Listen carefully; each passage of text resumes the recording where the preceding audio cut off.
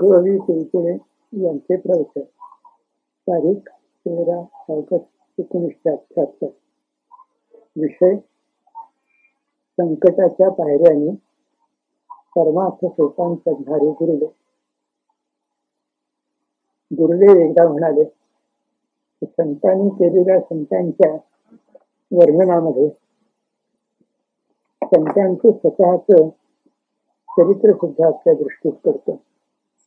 कारण ज्या अवस्थेमधून सर्व संत जातात त्या अवस्थेतूनच त्यांचं वर्णन करणारे संत गेलेले असतात.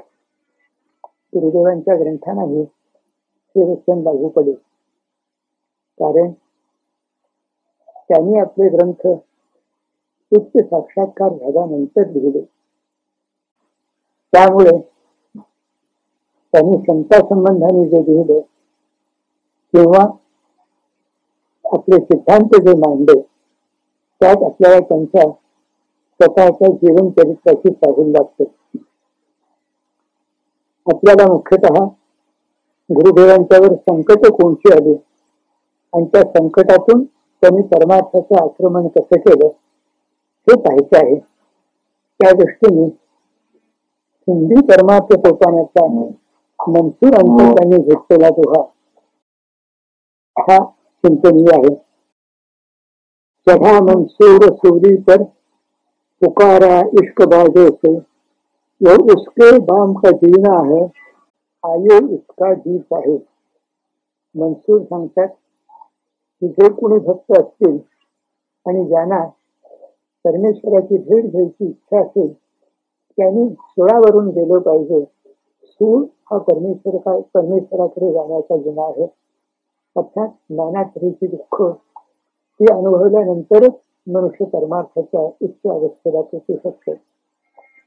या दृष्टीने गुरुदेवांच्या जीवनाचा विचार केला तर त्यांच्यावर पहिलं आलेलं संकट म्हणजे ते कॉलेजमध्ये असताना त्यांचे वडील वारले. त्यापूर्वी ICS ला जाण्याचा त्यांचा विचार होता, त्यांची स्वप्न होती.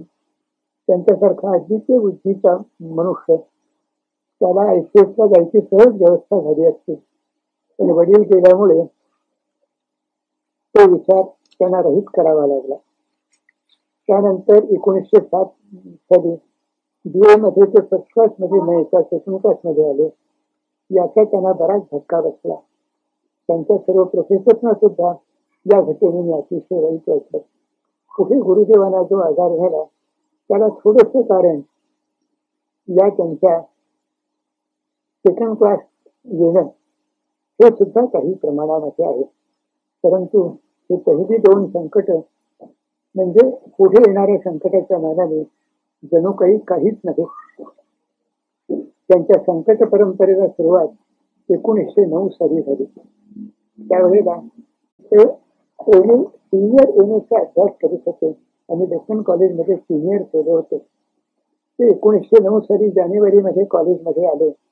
कॉलेजच्या सुरुवातीला ते मेंदूच्या क्षयाचा आजार घेऊन आले. त्यावेळेला कॉलेज जानेवारीमध्ये सुरू होत असत आणि परीक्षा नोव्हेंबरमध्ये असत. तो आजार इतका चमत्कारिक होता की त्यांना कॉलेजमध्ये राहणे शक्य नव्हतं.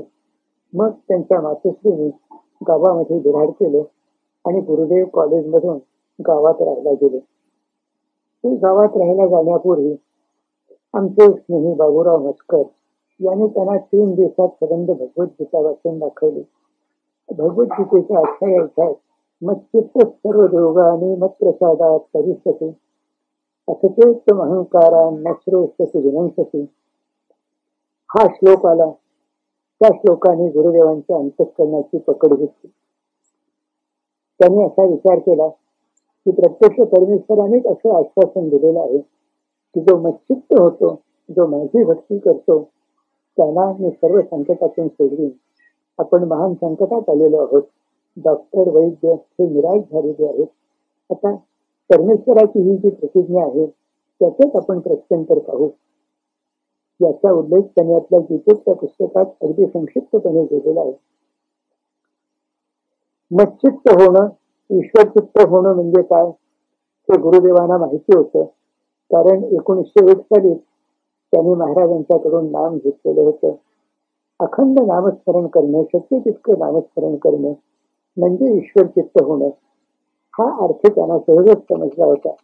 तेव्हा आता होईल तितकं नामस्मरण करायचं, दुसऱ्या कशाच्याही आधारावर राहायचं नाही, असा निश्चय करून ते गावात गेले.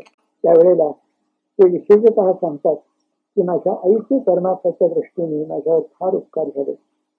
कारण माझ्या अशा प्रकृतीच्या परिस्थितीमध्ये सुद्धा माझी आई मला पहाटे हाक मारून सांगे, रामू उठ, तुझी चेअरवर बैस आणि 4 माळा तरी ओढ, बसून तितकं करून 4 माळा तरी ओढ, अशा रीतीने त्यांनी माझ्याकडून परमार्थ करून घेतला.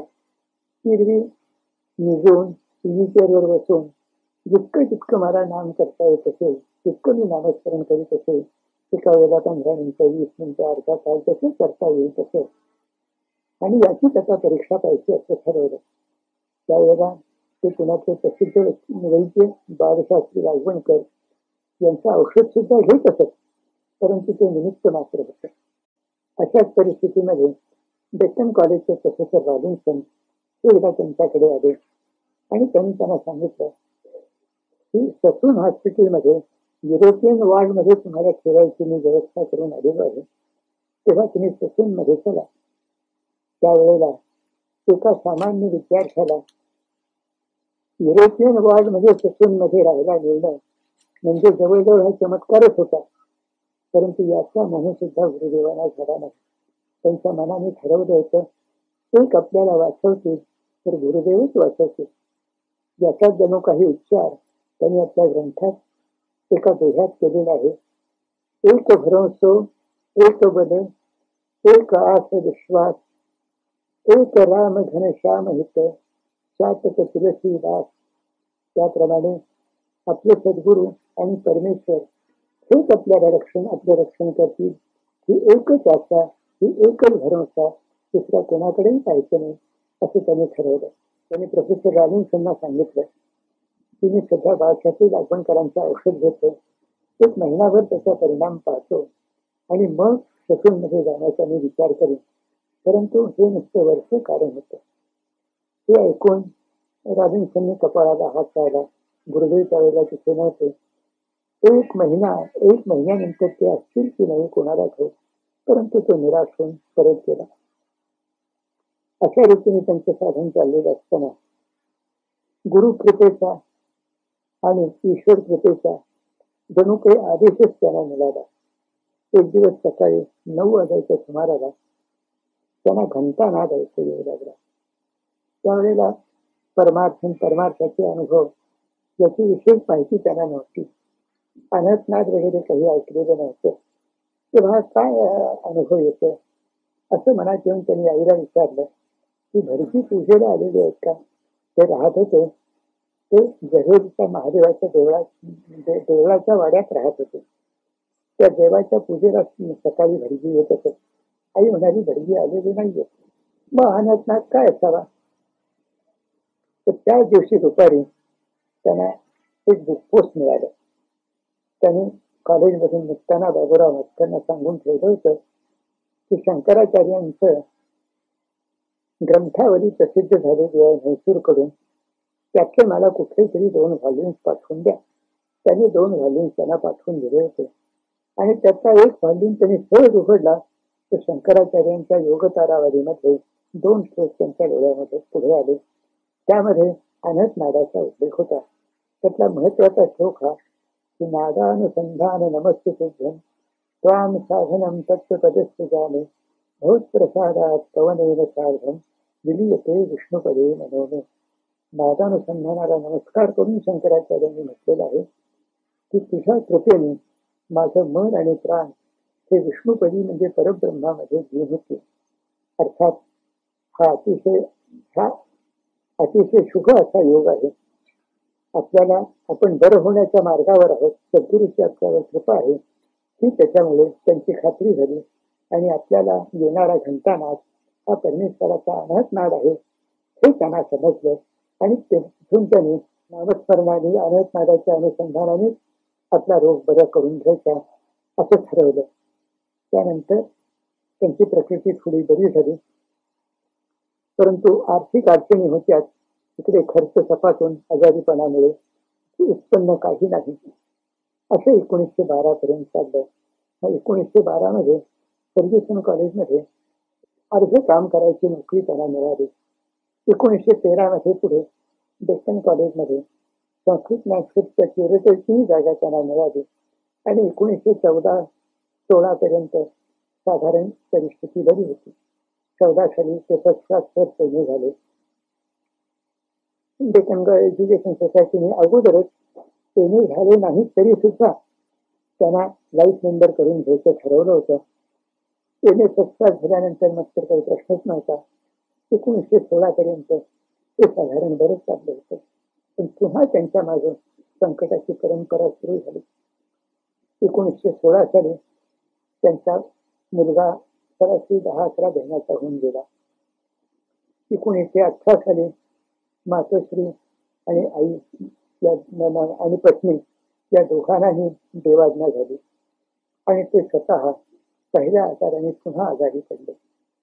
साधारण आपल्याला असं दिसतं की दर 10 वर्षांनी हा त्यांचा आजार पुन्हा पुन्हा उद्भवत असेल. असं म्हटलं तर 1909च्या आजारानंतर ते पुढचे बरे असे कधीच झाले नाहीत. परंतु कधी प्रकृती बरी असेल, कधी वाईट असेल.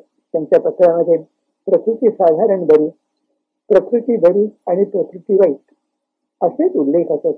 पूर्णपणे बरी प्रकृती अशी त्यांची कधीच झाली नाही. 1921चा साल हा तर फारच कठीण होता. कारण स्वतःची प्रकृती बिघडलेली, त्यांची काळजी करणारे आई पत्नी यापैकी कोणीही उरलं नाही. अशा वेळेला कोणाचा आधार घ्यायचा?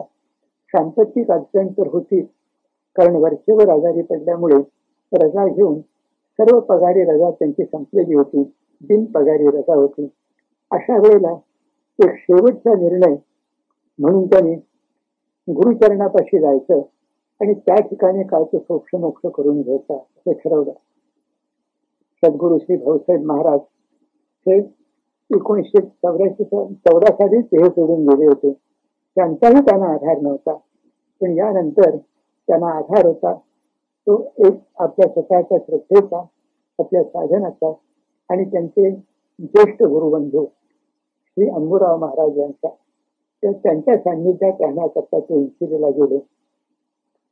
त्यावेळी त्यांची खरोखरी स्थिती कशी होते तर त्यांनी स्वतः तुळशीदासाचा एक दोहा घेतलाय त्याप्रमाणे बधेव बधिक पडेव पुण्य जल उलटी उठाई चोच तुलसी चातक पुण्यपट मरतन लागे खोच. अशा तऱ्हेची जरी अवस्था झालेली होती की सर्व तऱ्हेने असहाय्य, प्रकृती अत्यंत वाईट, आर्थिक जाणवत होता, तरी सुद्धा एक सद्गुरू आणि एक नाम याशिवाय दुसऱ्या कशावरही त्यांनी विश्वास ठेवला नाही. दुसऱ्या कशाचाही आधार त्यांनी त्यावेळेला शोधला नाही.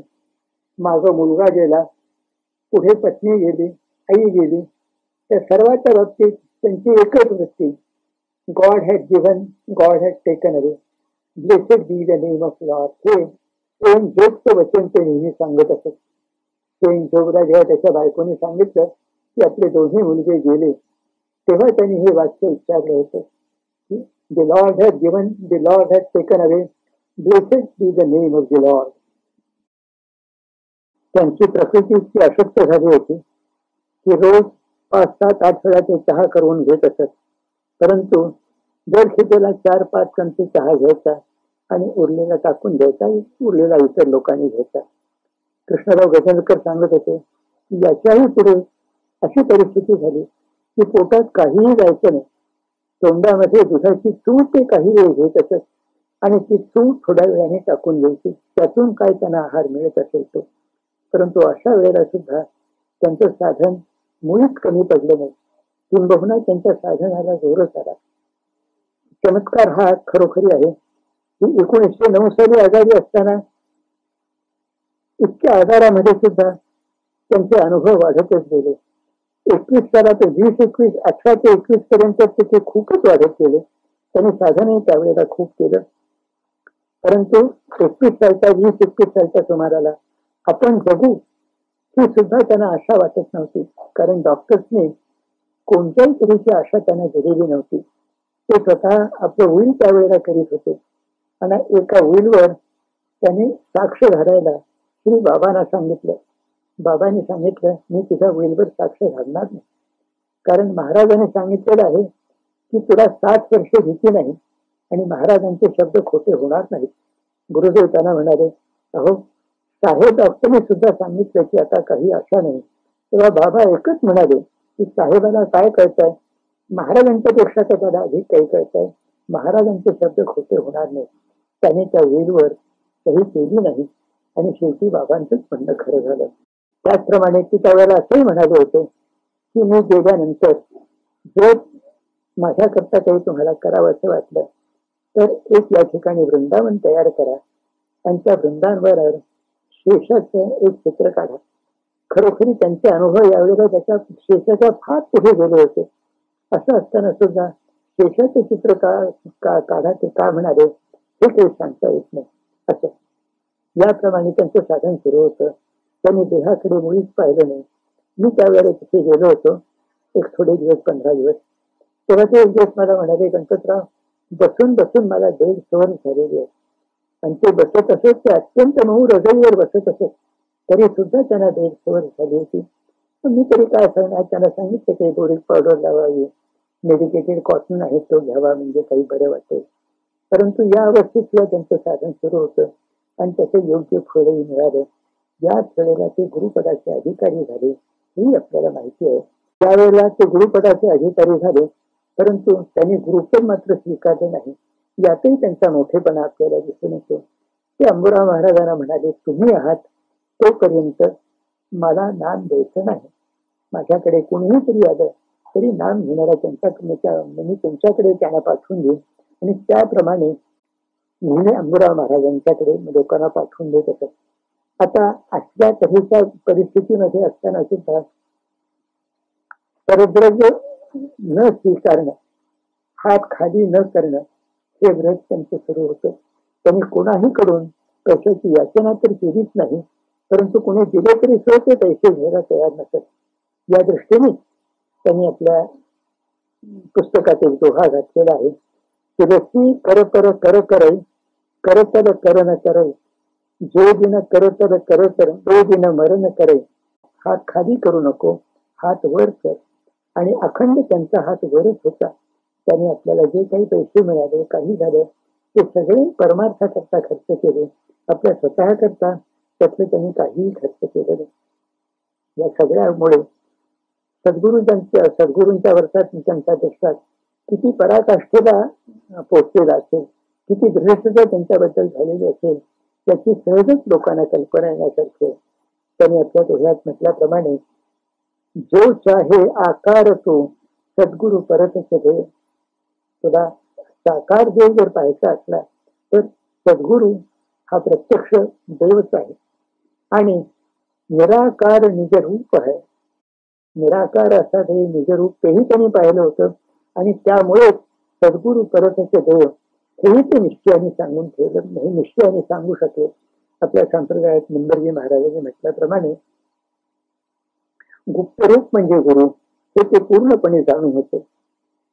त्यानंतरची गोष्ट म्हणजे 1922 साली फर्ग्युसन कॉलेजच्या आणि जी सोसायटीचा राजीनामा त्यांनी दिला. ही गोष्ट त्यांना थोडी खटकली, त्यांच्या मनाला बरं वाटलं नाही. आपण आपल्या प्रकृतीच्या मानाने शक्य तितकं चांगलं कार्य तिथे करतो आहोत. असं असताना सुद्धा एका विरोधी गटाच्या कुरकुरीमुळे त्यांनी राजीनामा देऊन टाकला. आपलं म्हणणं आणि करणं बरोबर होतं याचा त्यांना पूर्ण आत्मविश्वास होता. कारण त्यावेळेला मला एकदा ते म्हणाले की लॉ कॉलेजच्या टेकडीवर मी नेमाला जात असे. माझा नेम अतिशय उत्तम होत होता. मला साक्षात्कार उच्च दर्जाचे होत होते, ज्यावरून देव माझ्या पाठीशी आहे ही माझी खात्री होती. आणि पुढे असं झालं की 1922 साली यांनी राजीनामा दिला. ज्या लोकांचा कुरकुरीमुळे त्यांनी राजीनामा दिला त्या लोकांना 1932 साली डी सोसायटीतून कंपल्सरीली रिटायर व्हावं लागलं. तुम्हाला कंपल्सरी रिटायर केलेलं आहे अशी बोर्डावर नुसती नोटीस लागली अशा अवस्थेत त्यांना सोडावं लागलं. यातलाच उद्देशून जणू काही त्यांनी एक दोहा घेतलेला आहे. पाती झडती देखते हाथे कूप लिया, हम गये तुम जाइये धीमे बावलिया. हे पद गुरुदेवाने घेतलेलं आहे. जगामध्ये चाललेलंच आहे की एक आवत एक जात, एक चाललेला आहे, दुसरा त्याच्या मागे चाललेला आहे. शाश्वत असे जगात कुणी नाही. कुणी असा अभिमान बाळगू नये की आम्ही शाश्वत राहणार आहोत आणि दुसरे जाणार आहेत. याप्रमाणे म्हटल्याप्रमाणे त्यांच्या ग्रंथामध्ये आपल्याला मधून मधून मधून मधून त्यांच्या जीवनाची चाहूल लागते. साधारण 22 ते 27 पर्यंत आर्थिक अडचणी होत्या, परंतु इतर बाबतीत जीवन बरं चाललेलं होतं. 22 साली त्यांनी दुसरा विवाह केला. पहिली बायको मरून गेल्यानंतर 25 साली कन्येचा जन्म झाला. आणि त्यावेळेला आणखी एक महत्वाची गोष्ट म्हणजे सध्याचा निंबाळ आश्रम आहे, त्या निंबाळ आश्रमाची एका दृष्टीने सुरुवात झाली. इथे एक सहज सांगण्याची गोष्ट आहे की त्यांनी कोणतीही गोष्ट सद्गुरूंच्या आदेशाशिवाय केली नाही. उच्च पदाला ते पोचले, त्यांना साक्षात्कार झाला, पण तरी सुद्धा त्यांनी वृत्ती ती धरली ती अशी होती. त्यांनी 2 दोह्यामध्ये म्हटल्याप्रमाणे अलख पुरुष निर्वाण है त्याके लखे न कोय, त्याचे तो वोही लखे जो उस घर का हो. परमेश्वराचे दर्शन जो परमेश्वराच्या घरचा झाला त्यालाच होतं. त्याप्रमाणे ते परमेश्वराच्या घरचे झाले होते. परमेश्वराचा उच्च साक्षात्कारही झालेला होता. अर्थात सामर्थ्य पुष्कळ आलेलं होतं. तरी सुद्धा त्याने सद्गुरूच्या आणि परमेश्वराच्या आदेशानेच प्रत्येक गोष्ट केली. या दोह्यानंतरचा दोहा त्यांचा आहे. घर का भया तो क्या भया सकत तरी का हो. देवाच्या घरचा झाला, देवाचा साक्षात्कार झाला, अर्थात साक्षात्काराने स्वतः देवच झाला. तरी सुद्धा जोपर्यंत जो देह आहे तोपर्यंत त्याने देवाच्या आज्ञेनेच वागलं पाहिजे. सकत तरी का शूरमा शबद सनेही तो. जो तख्ताच्या खाली असणारा शूर पुरुष आहे, शूर भक्त आहे, तोच परमेश्वराचा खरा भक्त. तिथे त्यांनी अनेक ठिकाणी सांगितलेला परम शरणागतीचा सिद्धांत आला. जितका जितका भक्त अधिक होतो, मोठा होतो, जितका जितका साक्षात्कार त्याला अधिक होतो, तितका तो पूर्ण शरणागत होतो. शरणागती हे उच्च भक्ताचं फार महत्वाचं लक्षण आहे. अर्थात भक्ती आणि शरणागती याच्यामध्ये गुरुदेव नेहमी सांगतात तो रेसिप्रोकल कॉझेशन किंवा परस्पर पोषकता हा संबंध आहे. शरणागती वाढते तितकी भक्ती वाढते, भक्ती वाढते तितकी शरणागती वाढते. अशा रीतीने गुरुदेवाने प्रत्येक गोष्ट जी केली ती महाराजांच्या आज्ञेने, देवाच्या आज्ञेने केली. निंबाळ संबंधाने हे त्यांना एक दिवस असा आदेश शब्द ऐकू आले की निंबर्गीचा भीमराया निंबाळला गेलेला आहे. निंबर्गीचा भीमराया म्हणजे निंबर्गीचं ग्रामदैवत हनुमान. अर्थात इथे निंबर्गी महाराज हीच सूचना होती. कशाला गेलाय म्हणून प्रश्न यांच्या मनात आल्याबरोबर कान मीठ, डोळे मीठ, तोंड मीठ आणि उगच नामस्मरण कर एवढा त्यांना आदेश मिळाला. त्याच्यानंतर हळूहळू पुढे काय होतं तर त्याच दिवशी दुपारी वाली मामलतदार त्यांनी सांगितलं होतं की स्टेशनच्या जवळ कुठे आजकाल तरी मिळाली तर तिथे मला राहायचं आहे. आणि त्याप्रमाणे त्याने निंबाळच्या आसपास थोडी जागा मिळण्यासारखी आहे, तुम्ही पाहायला या म्हणून त्यांना निरोप पाठवलेला त्या दिवशीच त्यांना मिळाला. तेव्हा जो आपल्याला आदेश झाला त्याला अनुकूल अशी लगे बाह्य परिस्थिती आलेली पाहून ते तिथे गेले आणि आता जो निंबाळ आश्रम आहे तो त्या जागेवर तिथे झालेला आहे. या ठिकाणी सुद्धा त्यांची वृत्ती काय होती तर स्वतः राहणं हा मुख्य भाग नव्हता, तर त्यांनी स्वतः दोहा घेतला. त्याप्रमाणे सर्व जीवन परमार्थाकरता त्यांचं होतं. त्या ठिकाणी त्यांनी म्हटलेलं आहे त्या दोह्यामध्ये जोशी रसाने घर राखे घर जात है, घर छोडे घर जात, तुलसी घर बन बीच रही, राम प्रेम पुरछात. घर आणि वन याच्यामध्ये राहून तू राम प्रेमपुर तयार कर. तू घर सोडलंस तर तुला पुरं मिळेल.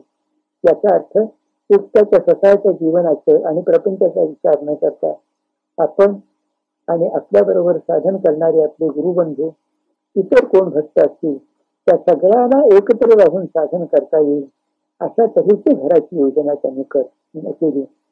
किंवा निंबाळा त्यांनी कुठे ग्रंथात राम प्रेमपुर म्हणून ज्याचा उल्लेख केलेला आहे ते राम प्रेमपुरच आहे. अन्यत्र सुद्धा इंग्रजीमध्ये ते म्हणत असत की कॉस्मोपॉलिटन सिटीझन असं म्हणवण्यापेक्षा परमेश्वराच्या शहराचा सिटीझन हे म्हणवणं अति श्रेष्ठ आहे. थिओपोलिस परमेश्वराचं शहर ही त्यांची नेहमीची कल्पना असेल तर परमेश्वराचं शहर म्हणजे परमेश्वराचं शहर असं काही होणार नाही. ज्या ठिकाणी असे मंडळी राहतात, असे भक्त राहतात की परमेश्वर हा स्वामी आणि हे सर्व त्याची भक्ती करणारे, त्यांचं एकच कार्य की परमेश्वराची कीर्ती, परमेश्वराचा यश याचा अखंड जयघोष करीत राहायचं. असं जे स्थान आणि अशी जी मंडळी त्याला ते थिओपोलिस किंवा रामपुर असं म्हणत असत. ते राम प्रेमपुर सुरुवात व्हायला 1925 साली झाली. याच्यानंतर 1926-27 पासून त्यांच्या उत्कर्षाचा काल सुरू झाला. 1926 साली उपनिषदावरती त्यांचा ग्रंथ बाहेर पडला. तो बाहेर पडल्याबरोबर अलाहाबाद युनिव्हर्सिटीचे त्यावेळेचे व्हाईस चान्सलर झा यांनी त्यांना एकदम पत्र पाठवलं की तुम्ही आमच्या कॉलेजमध्ये आमच्या युनिव्हर्सिटीत प्रोफेसर म्हणून या. गुरुदेवांची तिथे जायची म्हणजे निश्चित अशी तयारी नव्हती. आपली प्रकृती बरी नाही, आपल्याला वरचेवर रडावं घ्यावी लागते. ते सर्व त्यांना कळवलं. त्यांनी सांगितलं की तुम्ही वाटेल तेव्हा या, वाटेल तेव्हा घ्या, वाटेल ती रजा घ्या. तुमचं नाव आमच्या युनिव्हर्सिटीच्या प्रोफेसरच्या याच्यावर असतात. तिथेही त्यांना महाराजांचा योग्य वगैरे संदेश मिळाला आणि त्यांनी अलाहाबादला जायचं ठरवलं. याप्रमाणे आर्थिक स्थितीमध्ये पुष्कळशी सुधारणा झाली. तरी सुद्धा त्यांचा आजार हा त्यांच्या मागे लागलेलाच होता. 1926 ते 27 आणि त्याच्या पुढे 1941 आणि त्याच्याही पुढचा काळ आणि त्याच्या मागचा काळ यांची तुलना करणारा दोहा जणू काही त्यांनी तुळशीदासाच्या मुखातून आपल्या ग्रंथात घेतलेला आहे. तुळशीदास म्हणतात, घर घर मागत तूक कुणी भूपत पूजत पाव, वे तुलसी तब राम दिन अब तो राम सहाय. तर 1927 पर्यंत, अगदी 1909 पासून 27 पर्यंत आर्थिक अडचणी त्यांच्या सारख्या मागे लागलेल्या होत्या. परंतु 1927 साली त्यांना अलाहाबादची नोकरी मिळाल्यामुळे आर्थिक अडचणी गेल्या आणि त्याच्या पुढे सर्व काळात आर्थिक ऐश्वर्य त्याच्या बरोबर होतं, कीर्ती त्याच्या बरोबर होती. 26 साली त्यांनी उपनिषदचा ग्रंथ लिहिला. त्याची कीर्ती जगातल्या तत्वज्ञानांच्या मध्ये मोठ्या प्रमाणामध्ये झाली आणि पुढे जसा जसा काळ येत झाला तसेच खरोखरी भूपती पूजत पाव असे श्रेष्ठ श्रेष्ठ लोक त्यांच्याकडे येऊ लागले. ही सर्व स्थिती झाली आणि त्यांना असाही अनुभव आला की परमेश्वर आपल्याला जे काही पुढे करायचं आहे त्याची तयारी अगोदरच करून ठेवतो. पुढे 1923 अंबुराव महाराज गेल्यानंतर परमार्थाची धुरा त्यांच्यावर पडणार होती. त्याच्या अगोदरच पासून त्यांच्याकडे लोकांची ये जा सुरू होती. त्यांची कोणत्याही तऱ्हेने कमतरता न पडता किंवा कोणाकडूनही पैसा न घेता व्यवस्था होणं हे जरूर होतं. ते व्हावं अशी त्यांची इच्छा होती. रामप्रेमपुराची मनाची कल्पना सांगितलेलीच आहे. त्याची जणू काही परमेश्वरांनी अगोदरच तयारी करून ठेवली होती आणि त्यांना युनिव्हर्सिटीमध्ये, अलाहाबाद युनिव्हर्सिटीमध्ये झानी मुद्दाम बोलून त्या ठिकाणी घेतलेलं होतं. त्या संबंधात त्यांचा दोहा आहे, पीछे मागे चाकरी आगे महिना देत. चाकरी मागून मागतो आणि अगोदरच तुम्हाला पगार देऊन टाकतो. असा जो परमेश्वर आहे, असा जो सद्गुरू आहे, त्याच्या मांडीवर आपलं डोकं निर्धास्तपणे ठेवणारा तुमचा देह मागं पुढे का पाहतो? त्यांनी आपलं शीत असा जो अत्यंत दयाळू सद्गुरू किंवा परमेश्वर त्याच्या मांडीवर ठेवलं होतं. जे जे काही होणार आहे ते सद्गुरू करणारच आहेत आणि त्याप्रमाणे ते सुरू होतं. 1929 ते 33 हा पुन्हा आघात त्यांना सुरू झाला. त्या संबंधाने त्यांच्या पत्नी श्रीमती सीताबाई रानडे सांगत असत की दिवसातून 10-10 वेळा कित्येक वेळा चहा घेतलेला आहे, केलेला आहे आणि एक चमचा सुद्धा त्यांच्या मुखामध्ये गेलेला नाही. अशा तऱ्हेने ते 4 वर्ष जवळजवळ जगत होते. पाणी काय ते प्यायचं, कसे जगत होते की त्यांचं त्यांना माहिती. एवढं मात्र त्यानंतर पुष्कळ वर्षांनी म्हणजे 45-47 साली तेव्हा तरी माझे जामात डॉक्टर भावे तिथे गेले होते. त्यावेळेला ते गुरुदेव थोडस जेवत असत नाही असं नाही, पण त्यांचं सगळं जेवण पाहिल्यानंतर हे त्यांना म्हणाले, न्यूट्रिशन एक्सपर्ट होते, की रामभाऊ, जितकं कॅलरी अन्न मनुष्याने खायला पाहिजे तितकं तुम्ही खात नाही, मग तुमचं जीवन कसं व्यवस्थित चालतं. तेव्हा ते हसून त्यांना म्हणाले, there are sources of energy other than food which I can touch, others can't. किंवा दुसऱ्या कसल्या तरी याने ते जगत होते आणि अन्नाशिवाय ते जगत होते, औषधाशिवाय रोग बरा होता. त्या सगळ्याला कारण त्यांचे पारमार्थिक अनुभव किंवा त्यांना अनुभवाला येणारा अमृतरस हे मुख्यत्वे करून असावं. त्यांच्या अमृतरसाबद्दल म्हटलेलं आहे की तो अमृतरस याप्रमाणे येऊ लागला म्हणजे सबंध देहाला आरोग्य आणि पुष्टी देण्याचं कार्य तो करीत असतो. परमेश्वराचा आनंद तर त्याच्यामुळे मिळतो. तेव्हा यावेळेला त्यांची अवस्था कशी होती, त्यांनी आपल्या प्रकृतीचा त्यावेळेला फारसा विचार केला नाही आणि त्याबद्दल विशेष बोलले नाही. प्रकृती इथे वाईट होती, ज्याप्रमाणे 41-42 साली पुन्हा प्रकृती वाईट होती, 50-51 साली पुन्हा तोच प्रकार होता. पण या सर्व वेळेला त्यांनी परमेश्वरावर सगळा आधार टाकलेला होता. औषध वगैरे हे सुद्धा नव्हतं. इथपर्यंत त्यांची स्थिती अशी झालेली असावी. कबीरांचा त्यांनी जो घेतला त्याप्रमाणे, मनुवा मेरा मर गया दुर्बल भयो शरीर, पीछे पीछे हरी फिरे कहत कबीर कबीर. त्यांचं मन, त्यांचा देह या कशाकडे त्यांचं लक्ष नव्हतं, परंतु त्यांची सगळी काळजी परमेश्वर हेच होता. त्या सगळ्या याच्यामध्ये परमार्थाचा प्रचार व्हावा, सद्गुरूंची कीर्ती वाढवावी, देवाची कीर्ती वाढवावी, ही मात्र त्यांची अखंड इच्छा होती.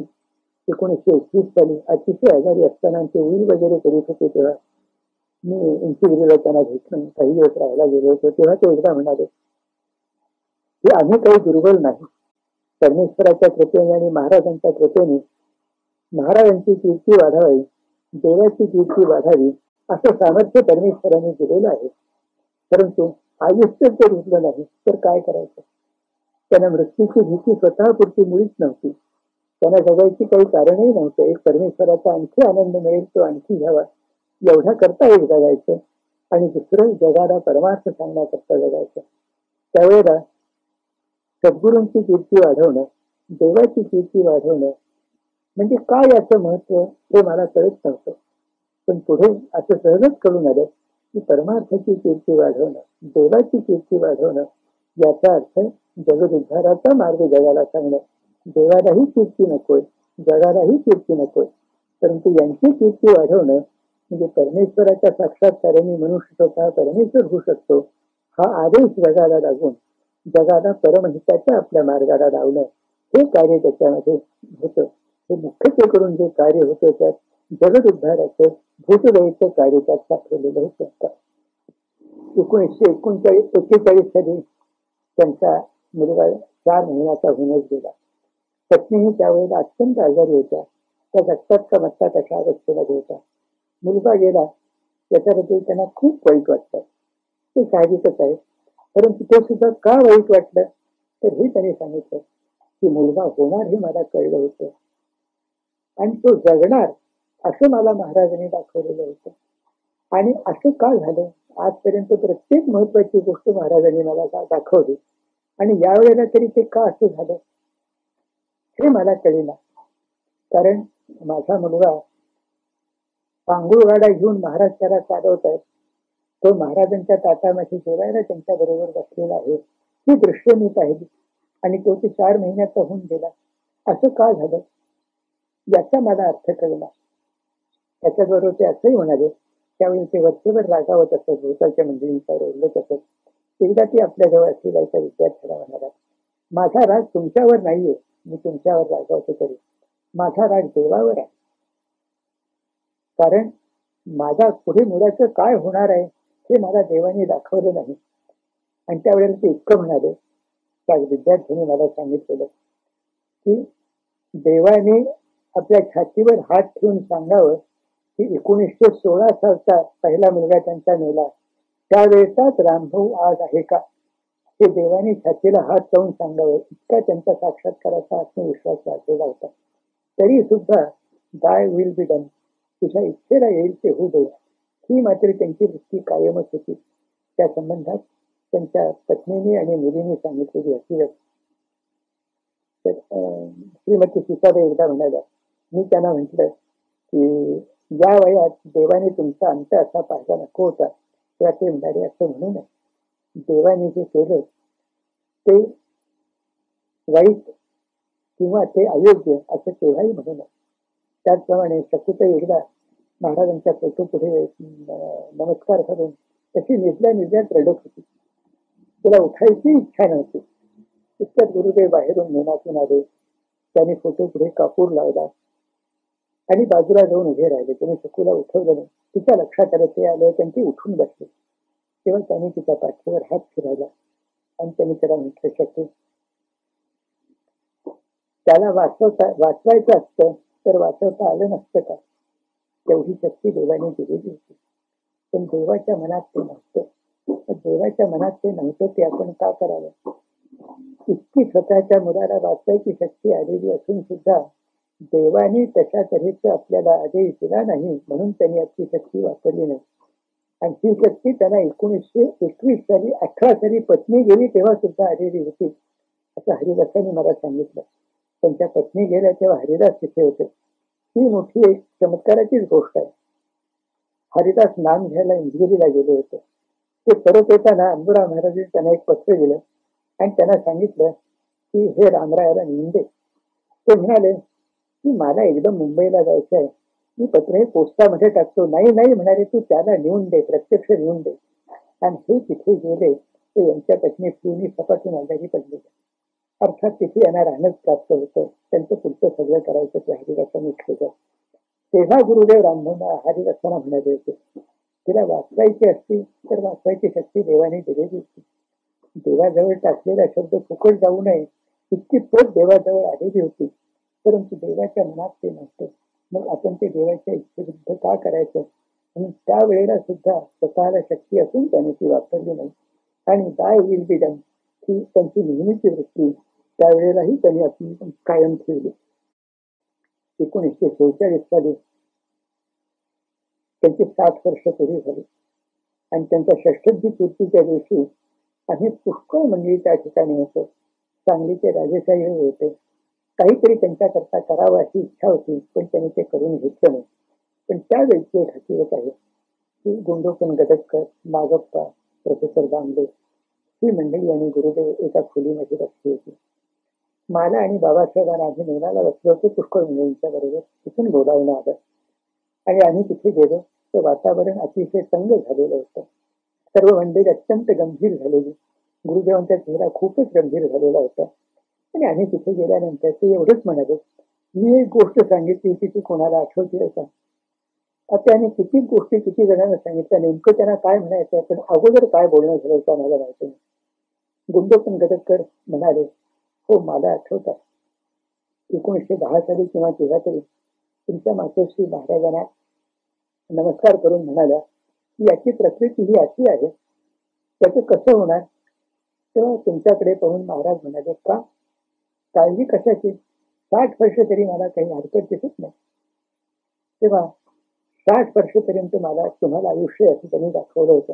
इतकं म्हणतावर गुरुदेव जवळजवळ अश्रू ढाळण्याच्या देशात आले आणि अत्यंत कृतज्ञताने अगदी शांत आवाजात म्हणाले की महाराजांनी आपला शब्द खरा केला. यानंतर त्यांनी फक्त महाराजांची एक गोष्ट सांगितली. आपल्या स्वतःबद्दल काही बोलले नाही, पण ऐकणाऱ्यांना त्याच्यातून तो अर्थ काढता येण्यासारखा होता. ते म्हणाले, महाराजांना असंच निंबर्जी महाराजांनी दिग्दर्शित केलं होतं की तुला 60 वर्ष आयुष्य. महाराज एकदा पोथी वाचीत बसले होते आणि निंबर्जी महाराज एवढंच म्हणाले की कसा एखाद्या 60 वर्षाच्या पोक्त पुरुषासारखी पोथी वाचतो. यावरून भाऊसाहेबांनी असा अर्थ घेतला की आपल्याला 60 वर्ष आहे आयुष्य. आणि 60 वर्ष पुरी झाली त्यावेळेला भाऊसाहेब म्हणाले, निंबर्जी महाराजांनी आपले शब्द खरे केले. आता याच्या पुढे जगायचं ते तुमच्या पुण्याईने. अर्थात याचा अर्थ असा की तुम्ही जर परमार्थ वाढवलात तर जगण्यात मला स्वारस्य आहे, तुम्ही परमार्थ वाढवला नाही तर मी कशा करता जगायचं, हे भाऊसाहेब महाराजांनी त्यावेळेला सांगितलं. आणि भाऊसाहेब महाराजांच्या शब्दात तेच गुरुदेव आपल्याला जणू काही सुचवत आहेत. त्यानंतर भाऊसाहेब महाराज लोकांच्या आग्रहास्तव 10 वर्ष जगले, हे सर्वांना माहिती आहे. आणि 70 वर्ष पुरी झाली त्यावेळेला ते गेले. 71 वर्ष पुरी जायच्या सुमाराला. त्याचप्रमाणे गुरुदेव सुद्धा 70 वर्ष पुरी झाली आणि 71 पुरं व्हायचं त्याच्या अगोदर ते गेले. आणि 70व्या वर्षी त्यांच्या कीर्तीचा आणि यशाचा जणू काही कळस होता. त्याचं शिखर त्यांनी वाचलं आणि तो म्हणजे जमखंडीत त्यांचा झालेला अमृत महोत्सव. 60व्या वर्षी काहीही करून न घेणाऱ्या गुरुदेवांनी 71व्या वर्षी प्रत्येक गोष्ट करून घेतली. याचं कारण काय, तर आता आपण हे जग सोडणार आहोत हे त्यांना निश्चित कळलेलं होतं. त्यातून जमखंडी सारख्या ठिकाणी ज्याला गुरुदेव परमार्थाचं माहेरघर असं म्हणत असत, अशा ठिकाणी ते गेलेले. त्या ठिकाणी त्यांचं बालपण गेलं. त्या ठिकाणी त्यांना महाराजांच्याकडून ज्ञान मिळालं. महाराजांच्या संबंधाने अनेक गोष्टी त्याच्या स्मृती जमखंडीशी संलग्न होत्या. म्हणून ज्या ज्या ठिकाणी महाराज गेले त्याची सर्व ठिकाणी त्यांनी पाहिली. त्यावेळची जी मंडळी होती त्यांच्याकडून महाराजांच्या संबंधाने आपल्या स्मृतीला उजाळा करून घेतला आणि आपलं मागचं पारमार्थिक जीवन पुन्हा त्या ठिकाणी थोड्या वेळेमध्ये जगले. इतक्या ते आनंदामध्ये होते. ते स्वतः करता त्यांनी काहीच केलं नाही, तर त्यामुळे परमार्थाला उजाळा मिळाला. त्यांच्या सगळ्या महाराजांच्या जुन्या जुन्या आठवणी, जुने त्यावेळेला असलेले साधक आणि जुन्या गोष्टी त्या सगळ्या त्यांना पुन्हा ऐकायला मिळाल्या आणि त्याच्यामुळे परमानंद त्यांना झाला. त्याच वेळेला त्यांना केवढाले मोठाले अनुभव येत असतील हे तरी कुणी सांगावं. ज्या रामेश्वराच्या कृपेने त्यांचा जन्म झाला त्या रामेश्वराच्या देवळामध्ये त्यांनी ज्या वेळेला कापूर लावला त्यावेळेला काहीतरी एक अलौकिक दृश्य त्यांना दिसलं आणि त्या अलौकिक दृश्य त्यांना दिसल्यामुळे संबंध दिवसभरच त्याच्या ते आनंदामध्ये होते. अशा तऱ्हेने तो आनंदाचा सोहळा त्यांनी संपवला. पण त्याच्यानंतरच एका वर्षाच्या आतच सगळ्या त्यांच्या भक्तांना आणि साधकांना त्यांच्या निर्याणाचं दुःख भोगायचं होतं. सर्व शिष्यांना आणि गुरुबंधूंना अत्यंत दुःख झालं. हे सांगण्याचं कारण नाही. सद्गुरूच्या देहावरची भक्ती हा निर्गुण श्रद्धेचा पाया म्हणून त्यांनी सांगितलेलं होतं. प्रत्यक्ष साधकाला साधन करून निर्गुण किंवा गुणातीत आत्म्याचाच साक्षात्कार करून घ्यायचा होता हे त्यांनी स्पष्ट केलं होतं. एका त्यांनी देहात सांगितल्याप्रमाणे सद्गुरूचा देह गेला तरी सद्गुरूला शिष्य वाटेल तेव्हा भेटू शकतो, साक्षात्कार रूपाने भेटू शकतो असं त्यांनी सांगितलेलं आहे. त्या दोह्यामध्ये म्हटलेलं आहे की लाख कोश जरी गुरु बसे बीज सुरत पथा शबद तुरय अस्वार भई खिन खिन आगे जाय. तुमचे सद्गुरू लाख कोश जरी दूर असले, याच्या पुढे जाऊन मी म्हणेन ते देहाने जरी वेगवेगळे असले तरी तुम्हाला प्रत्येक क्षणाला त्यांना भेटता येतं. मात्र तुमचा जीवात्मा तुम्ही अनाथरूपी घोड्यावर बसून त्यांच्या भेटीला निघा, क्षणाला त्यांची तुम्हाला भेट होईल. याचा अर्थ गुप्त रूप म्हणजेच गुरु, अनाथनाथ किंवा आपल्या डोळ्याला दिसणारा प्रकाश म्हणजेच गुरु. आणि त्याचं आपण अनुसंधान करू लागलो म्हणजे आपण ज्याप्रमाणे देवाच्या सन्निध आहोत, देवाला चिकटून आहोत, त्याप्रमाणे गुरुचीही अशी भेट झालेली आहे. हीच आमची त्यांनी शुभचर्चा केल्यामुळे त्यांचा देह जरी आमच्यातून गेला तरी ते आमच्यामधून गेले असं आम्हाला केव्हाच वाटत नाही.